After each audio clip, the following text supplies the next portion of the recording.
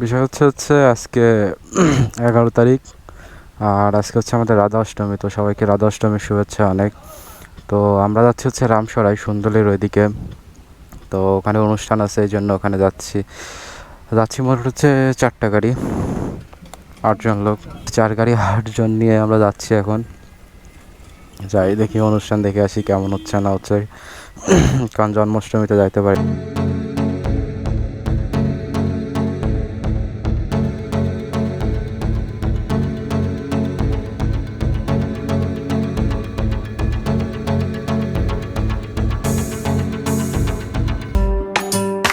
তো এখান থেকে তেল নেবো, আগে তেল নিয়ে নিই, তারপরে হচ্ছে বাকি। আর এই যে যাচ্ছি সব, আর ওই দুজন এখনো আসেনি। তা আস্তে আস্তে আমরা তেল নিয়ে নিই আগে। তেল নিয়ে শেষ, আমরা হচ্ছে মনিয়ারদে বেরোয় যাচ্ছি, মুরলী হয়ে রাজারহাট হয়ে ওই সুতিঘাটা ব্রিজের আগ দিয়ে ওখান থেকে একটা শর্টকাট আছে, ওইটা দিয়ে ডাইরেক্ট গেলে ওঠা যাবে, ওই দিক থেকে চলে যাবো।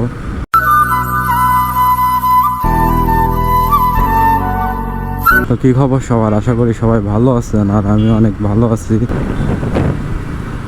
বিআরটি এর কার্যক্রম মনে হয় শুরু হয়ে গেছে।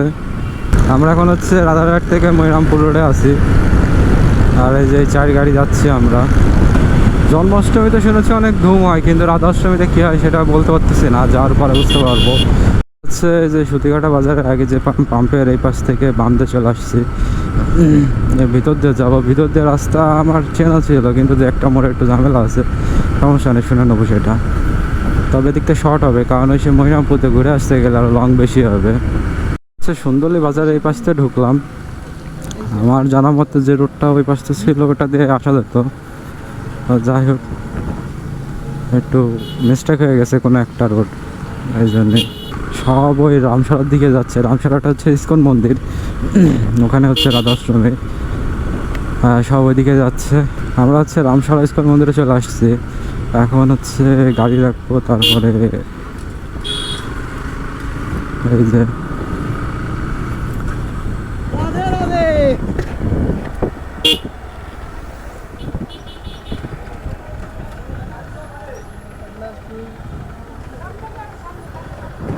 সামনে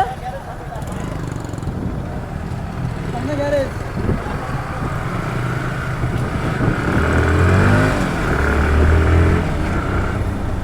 গ্যারেজ করেছে বলে এখানে।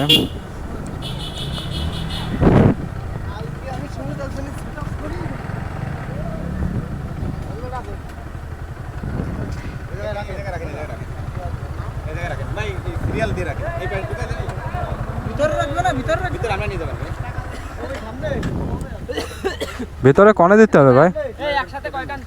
4টে গাড়ি, 4টে গাড়ি, একটা দুটো তিনটে 4টে।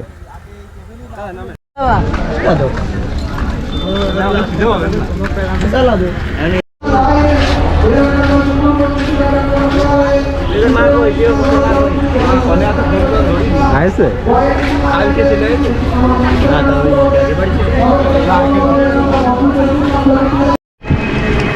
বাচ্চারা আসো। ও আচ্ছা, মুখ দেখা যাচ্ছে না। এই যে আমরা দুলা গাছতে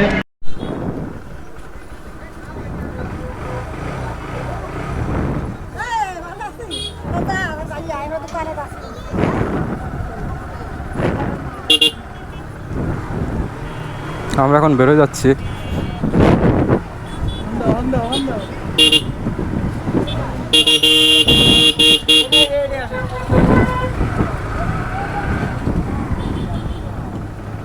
কাজলের ডাক কই?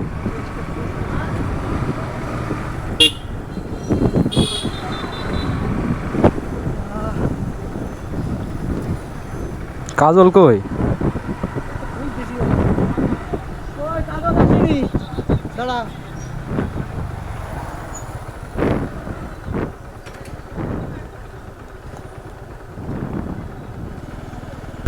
আমরা হচ্ছে ধামে রামসরা থেকে বেরোয় আসছি, তারপর একটু গ্রামের বাসায় গেছিলাম, আমার ওই পাশে তো গ্রামের বাসা।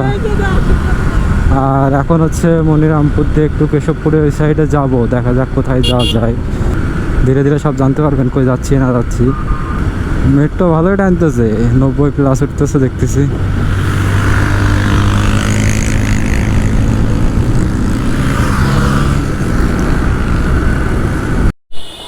আছে হচ্ছে এখন মনিরামপুর বাজারে।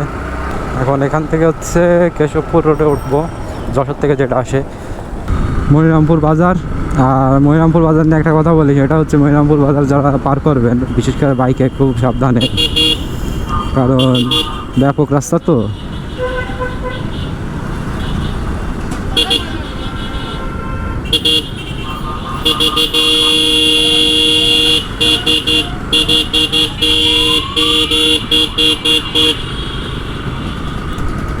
কারণ রোডের মাঝখানে দেখলেন তো বাস কিভাবে দাঁড়ায় আছে, ওদের সব কিছু বলার নেই এখানে।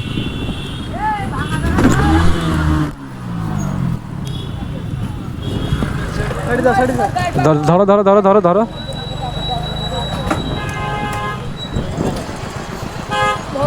ব্রেকে আটকায়নি, টান দাও টান দাও টান দাও, গাড়ি উঠবেন না।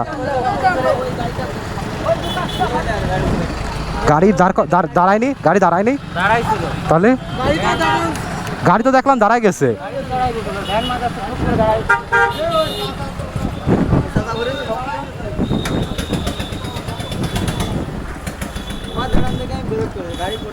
তা আমি তো জানি তুমি দূরেই আসো, মানে তুমি তো দাঁড়াবো আমি তো জানি।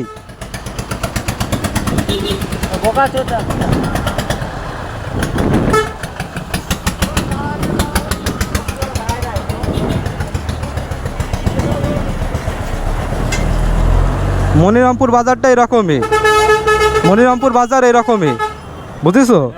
এদের যেখানে মন চায় দাঁড়া যায়।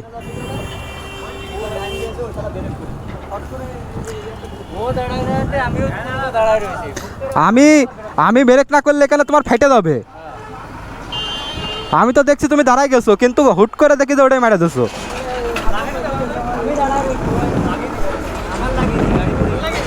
লেগেছে কোনো জায়গায়? গাড়ি কিছু হয়নি, গাড়ি কিছু হয়নি, গাড়ি কিছু হয়নি, গাড়ি কিছু হয়নি। আরে ওই ভ্যানওয়ালা হুট করে জায়গায় দাঁড়ায়। আর তোমার পেছনে কিরা হিট করেছে, এই যে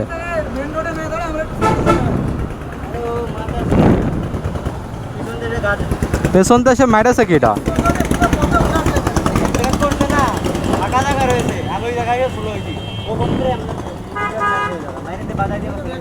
এই যে এখানে বাধা আছে।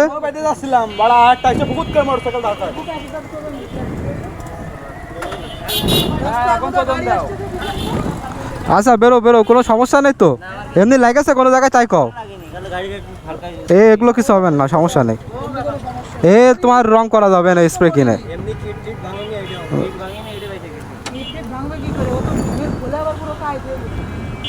না কিটে কিচ্ছু হয়নি, কিচ্ছু হয়নি, কিচ্ছু হয়নি, কিচ্ছু হয়নি।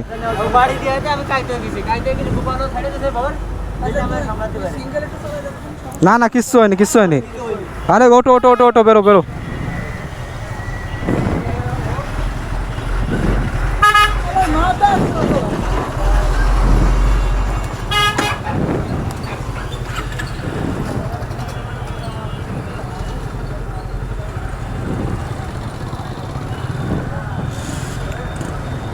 বাজার আসতে পার কর।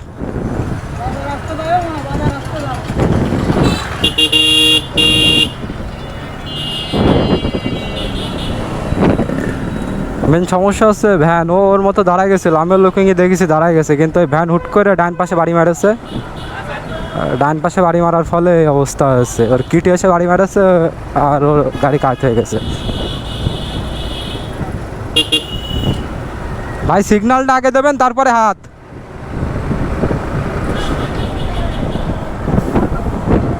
আমি কেবলই বলছিলাম না যে মনিরামপুরে কিছু সমস্যা আছে।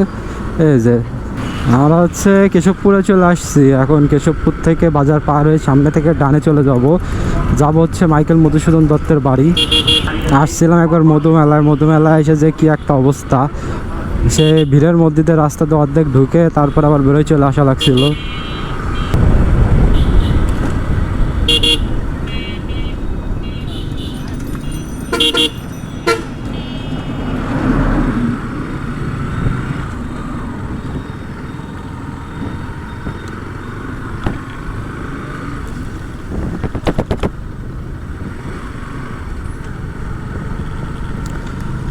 মাইকেল মধুসূদন দত্তের বাড়ির রাস্তা হচ্ছে এটাই, কেশবপুর থেকে চুকনগর দিকে যাইতে কেশবপুর পার হয়ে এসে বাজার মানে পার হয়ে এসে ডান হাতে। কেউ তোমাকে ভীষণ ভালোবাসুক, তুমি আর শুধু তুমি ছাড়া অন্য কিছু না বুঝুক কেউ। আমরা চলে আসছি হচ্ছে মাইকেলের বাড়ি।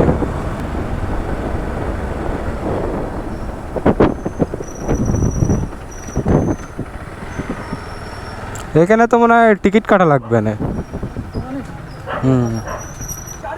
মাইকেল মধুসূদন দত্ত বাড়ি ও জাদুঘর। দেশি মানে দেশের মানুষের জন্য 20 টাকা, উচ্চ মাধ্যমিক পুরো 10, উচ্চ মাধ্যমিকের আগে 10, সার্কভুক্ত 100, বিদেশি 300। আর মাইকেল মধুসূদন দত্তের সেই নদী কপোতাক্ষ নদ।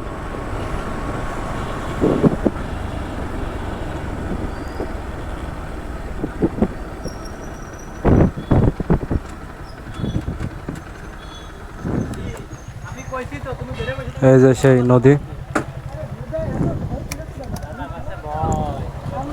আমরা এখন হচ্ছে সাগরদাড়ি এখান থেকে বেরো যাচ্ছি, আর বাজে হচ্ছে 4টা 41, যাইতে যাইতে 6টা বেজে যাবে যশোরে।